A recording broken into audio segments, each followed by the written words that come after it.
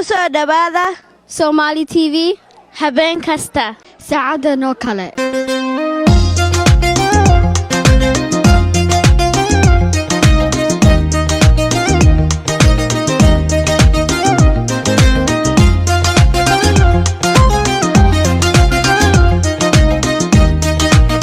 marka barnaamijkan hadda bilaawayna ilaa hadduu yiraaho ilaa qaar ha ka dhigo maanta dad marti aan la joogo oo ah runtii in badan la soo shaqeeyay oo haddana oo ah ninka ugu sareeyo chiefka booliska Diaz la yiraaho runtii waxyaalo badan oo soo qabtay community kamid ahay marka maanta wuxuu noogu yimid ujeedada ugu raas oo noogu yimid waxa waaye asagoo oo madaxa inuu na qaabilo rabo inuu nala hadlo rabo marka wuxuu yiri asiga marka hore oo soo dhaweynaa kabacdi asiga warbixin yar na siinaayo kabacdina marka warbixinta siiyo wixii qofka su'aal qabo oo weydii kartaa saasoo noogu dhamaanaysa ilaahay hadduu yiraah. So today we have a special guest from Diaz, from the chief of the Seattle Police Department, and really he has a long history in our community. I used to work with him in 15 years ago, and I'm very glad to see him again. And today our main purpose is we want to welcome him and also introduce it in our community as a new chief. And he requested, he's doing more outreach our community. We are part of the community that he knows, then we would like to see continuation of his work also. And now I would like to welcome it, Diaz, chief.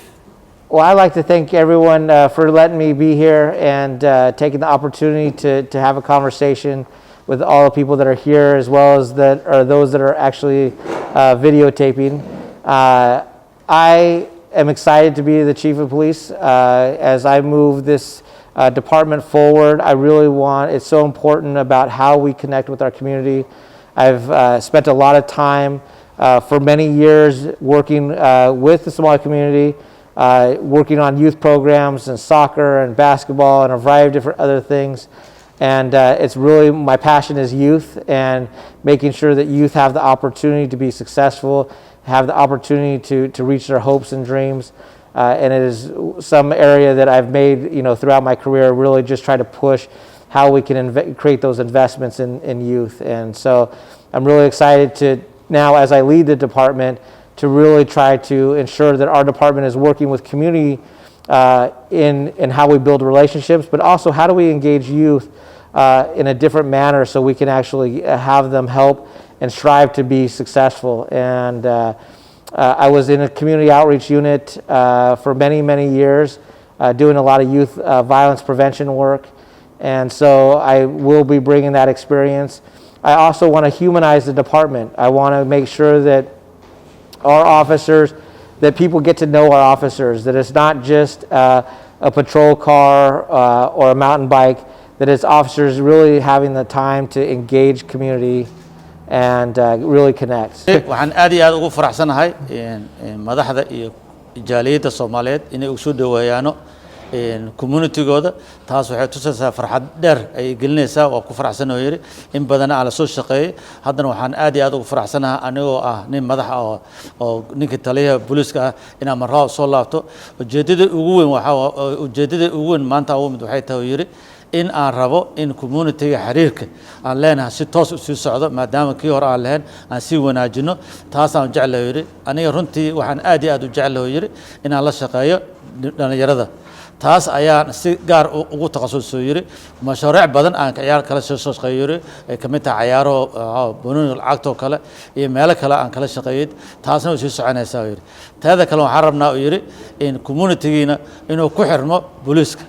ay noqoto mid aan kala go'in xiriir toos inaa yeelano taas waxaa keenaysaa yiri idinka markaa dhibaato qabtiin inaa ii soo sheegtiino aan nii gurmano booliiska shaqadiisa maaha kaliya in baabuurta ay wataan 911 kaliya maahan yiri waa inaa jiraano yiri calaaqaad toosa in community la yeeshaano si loo yareeyo carqadaha la jiro oo community haysto. So, this is an opportunity to really listen and hear from the community. I want to also, really one of the things that that has led to some level of success is just hearing from the community about different things that affect them. And when I hear almost a lot of the different communities that I've talked with, there's been always a lot of focus on youth, and because everyone wants their kids to be successful. marka hadda wuxuu yiri waxaan jecel oo yiri aniga runtii waxaan jecel oo yiri dadka inaan dhageysto marka idinka waxaan siinaa yiri fursad fiican aan ugu waxyaalaha nuquseeyo iyo talooyin aan sii leesan iyo haday qabtiin wax faala aan siinaysiino aan rabaa tiri community badan aan aado yiri community badan aado waxay xooga saarayaan oo yiri dhalinyarada idinkan waxaan rabaa oo yiri inaan dhageysto oo fursadan qaaliga aan helay inaan ka faa'iideysto marka su'aal kasta way weydiin kartiin oo yiri. And so one of the things that we're really trying to build a bridge with the community is how do we get youth into different programs and we create that investment. The city is looking at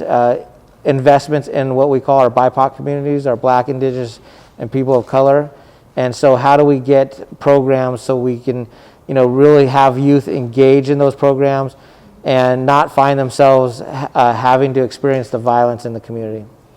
marka hadda wuxuu yiri waxaan xoog aan saaraysaa hor noogu sheego yiri dhalinyarada waxa loo baahan yahay in maalgelin lagu sameeyo waqti fiican la siiyo sidii ugu guuleystaan ma aha kaliya dhalinyarada haddii aan hadda aan la sameeyo barnaamijyo la siin way halaabayaan oo yiri marka waxaa jirta yiri barnaamijyo badan oo cityga oo ay leeyahaan jiro oo loogu talagalay dhalinyarada in ay ka qayb galaan barnaamijkaas waxaa rabnaa yiri dhalinyarada gaar ahaan oo madabka leh gaar ahaan kuwa madowga ah waxaan rabnaa yiri in ay ka dheeraadano meesha xabsiyada ka aadi lahaayeen barnaamij in la siiyo idinkana inuu gacan ugu siisana u baahanayd barnaamijkaas inta badan waxay ka socdaan City of Seattle. And one of the things, actually how I met Mohammed was actually at Aki Krosi when you were doing a lot of work or you're still doing the work in the schools. But what we also did was provide education opportunities for parents and families because sometimes they just didn't know kind of the American culture, and so really kind of acclimating them into the American culture and providing classes that could help them navigate different systems. marka hadda wuxuu yiri runtii maxamed oo ku faraxsan oo yiri inaan ku arko mar labaad 15 sano ka horna waa wada shaqeynoo yiri waa xasuustaa yiri markaan qabanaynay waxbarashada waalidka la baraayay tiri waxaa jirtay akrosi aan kaskala shaqeyn jirnay aniga wax markaas kaalay macallin ahay asigana booliiska community ka mid ahay waxaan sameey jirnay waalidiinta ayaa waxaan bari jirnay habka caruurta loo shaqeeyo waxyaalaha ugu fiican loo sameeyo marka barnaamijyo badan ayaa waalidiinta aan bari jirnay sidii waalidiinta ay u noqdaan inay go'aan gaaraan taas waxay ahayd barnaamijyada aan ku isku baranay ilaa hadda waa soconaya ilaa dooyirayo. And we want to create these more of these opportunities so we can listen and hear from the community, but also be able to provide a unique educational opportunity so people from our East African communities, our Somali communities, so they can learn about how to navigate these systems. marka tan kale waxaan rabaa yiri mashaariic badan ayaa waxaan rabaa inaan la shaqeyno yiri in naqdaano booliiska iyo isku xirka inay naqdaan kaliya ma ahan yiri marka dhibaato dhacdo kaliya waxaan rabnaa yiri mashaariic badan inaan barnaamij aan sameeyno oo waalidiinta xataa aan xoog ku yeelano taas oo naafacayso yiri calaaqaadka wanaajinaysa isla markiina idinka waxaan iga rabaa yiri wixii tala inaan dhageysto